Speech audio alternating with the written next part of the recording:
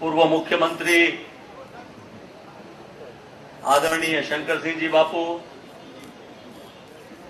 વિધાનસભા કોંગ્રેસ પક્ષના નેતા માનનીભાઈ શ્રી શક્તિસિંહજી, મુરબ્બી પ્રવીણભાઈ,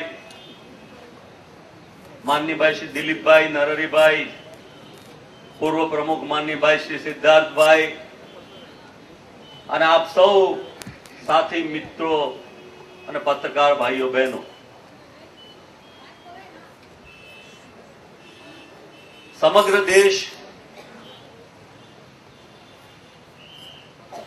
આજે બે પ્રકારના અનશન જોઈ રહ્યો છે. એક ગાંધી આશ્રમ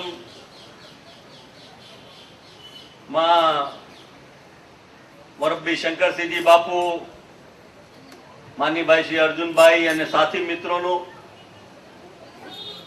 અને બીજી બાજુ રાજ્યના મુખ્યમંત્રી દ્વારા 72 કલાકના ઉપવાસ અનશન સદભાવનાની વાત થઈ રહી છે. સૌથી પહેલા તો વિચાર એ આવે કે આટલા લાંબા સમયના શાસન પછી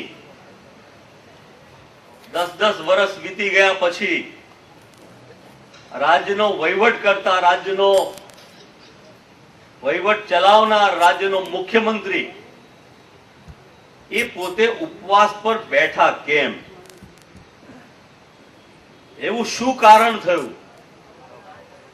એવી કઈ પરિસ્થિતિ ઊભી થઈ અને એ પરિસ્થિતિના કારણે એમણે 72 કલાકના અનશન અને સદભાવનાની વાત કરવી પડી? જૂનો ઇતિહાસ જોઈ લઈએ. જે અંગે શક્તિભાઈએ વિગતે વાત કરી, જે પ્રસંગો બન્યા દુઃખદ, કમનસીબ, ભયંકર પરિસ્થિતિ ગુજરાતમાં સર્જાઈ, ત્યારે એમને વિચાર સદભાવનાનો કેમ નહીં આવ્યો?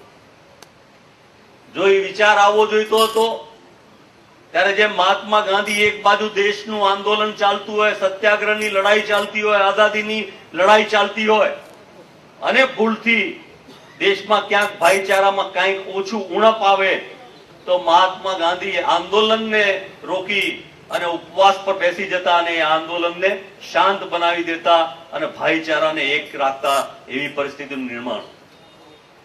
એક બાજુ આગ લગાડનારો માણસ એમ કે હું ફાયર બ્રિગેડનું કામ કરું છું, તો એ કેવી રીતે કોઈ માની શકશે? કેટલાય સમયથી આ વાત બહુ વિચારવા જેવી છે. શરૂઆતમાં પત્રકાર મિત્રોની સાથેનો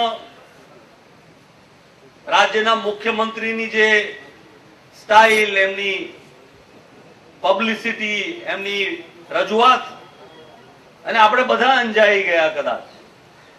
તો વધારે તો પત્રકાર મિત્રોને હવે સાચું લાગ્યું કે હવે સાચું શું છે, અને એટલા માટે જ આખા દેશનું મીડિયા આ વાતને બહુ ધ્યાનપૂર્વક જોઈ રહ્યું છે. મનોવિજ્ઞાનનો નિયમ એવું કહે છે, ફ્રોઈડ એમ કહે છે કે જ્યારે માણસ અંદરથી ડરી જાય ત્યારે બહુ જ તાકાત વાળો હોય એવો દેખાવાનો દેખાવ કરે છે. આ રાજ્યના મુખ્યમંત્રી આજે સૌથી વધારે ગભરાયેલા છે. એ ચૂંટણીથી ગભરાયેલા છે એટલું નહીં, ચૂંટણીમાં તો પરિણામ આવવાનું નિશ્ચિત જ છે, એમાં કોઈ શંકાને સ્થાન નથી. પરંતુ સવાલ એ છે કે ચૂંટણી પછીના પરિણામો જે ભોગવવા પડશે અથવા ન્યાયતંત્ર દ્વારા જે નિર્ણયો આવશે, એ નિર્ણયો ખૂબ કપરા હશે, જેને જીરવવાની એમનામાં તાકાત નથી. તેથી લોકોની દયા, પ્રેમ અને લાગણી, એ કેવી રીતે લાગણી પોતાના તરફ લેવી, એનો એક એમનો બહુ જ ગૂઢાર્થ પ્રયત્ન રહી રહ્યો છે. કેટલાક લોકો જયારે પીએમ ની વાત કરે છે,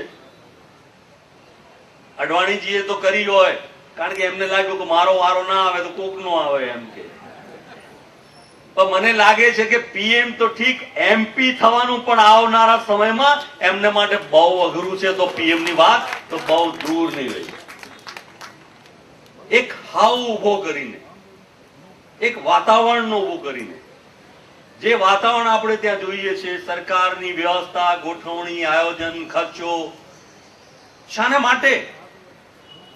અને મુખ્યમંત્રીનો ઉપવાસ કરવાને બદલે મુખ્યમંત્રીનું વહીવટી તંત્ર, રાજ્યનું સરકાર જે ચલાવે, કાયદો, ભ્રષ્ટાચાર એને રોકે, લોકોને લાગે કે સામાન્ય જગ્યાએથી આ દૂર થાય છે. મને લાગે છે કે જે પરિસ્થિતિ આખા દેશમાં છે એ લોકાયુક્તના એમના વલણના કારણે એ હવે બહુ સ્પષ્ટ થતા જાય છે કે સાચા અર્થમાં એ ભ્રષ્ટાચારના વિરોધી છે કે ભ્રષ્ટાચાર એમને ભરખી ગયો છે અને પોતે જ ભ્રષ્ટાચારમાં ગળાડૂબ છે, એ વાત સ્પષ્ટપણે દેખાઈ આવે છે. આ પ્રસંગે બહુ લાંબી વાત કે ભાષણ નહીં કરતા, હું શુભેચ્છા પાઠવું છું, શુભકામના પાઠવું છું મોરબી શંકરસિંહજી બાપુને, અર્જુનભાઈને અને સાથીઓને જે અહીંયા ઉપવાસ પર બેઠા છે. પણ વાત મહત્વની એ છે કે શું સંદેશો ગુજરાત અને દેશમાં જવાનો છે. દેશમાં અને દુનિયામાં એક જબરજસ્ત ધ્રુવીકરણ ચાલી રહ્યું છે. લોકો અવાજ ઉઠાવી રહ્યા છે, ન્યાય માટે અવાજ ઉઠાવી રહ્યા છે, દેશમાં વાયોલન્સ સામે અવાજ ઉઠાવી રહ્યા છે, ભ્રષ્ટાચારની સામેના આંદોલન, ઇઝરાયલ જેવા દેશમાં કર્નલ ગદ્દાફીની સામે, ઇજિપ્તમાં જુઓ તમે, સિરિયામાં જુઓ, એમ ભારત પણ એક આ સમગ્ર વિશ્વમાં ચાલતી એક રાજકીય પ્રક્રિયાનો ભાગ છે. અને એ પ્રક્રિયાના ધ્રુવીકરણમાંથી ભારત એની સત્યતા, એની પ્રામાણિકતા, એનો ન્યાય, એની અહિંસા, સદભાવનામાં કેવી રીતે બહાર નીકળે એ બધાના આપણે સૌ સાક્ષી અને નિર્ણય કરતા બનવાના છે. ત્યારે એ નિર્ણયમાં આપણે ક્યાંય જ્યાંય ગુમરાહ થયા હોય અને આપણને સાચી ખબર પડે કે હવે આ સાચી દિશા આ છે, તો આપણે સાચી દિશામાં દોરવાઈએ અને આ ગુજરાત ફરીથી સમગ્ર દેશનું કે સાચા અર્થમાં નેતૃત્વ લે અને ખોટા લોકો અહીંયાથી પાછા પડે એવી પ્રાર્થના સાથે આ સાથીઓને ફરીથી મારી શુભકામના પાઠવું છું. જય હિન્દ. પ્રદેશ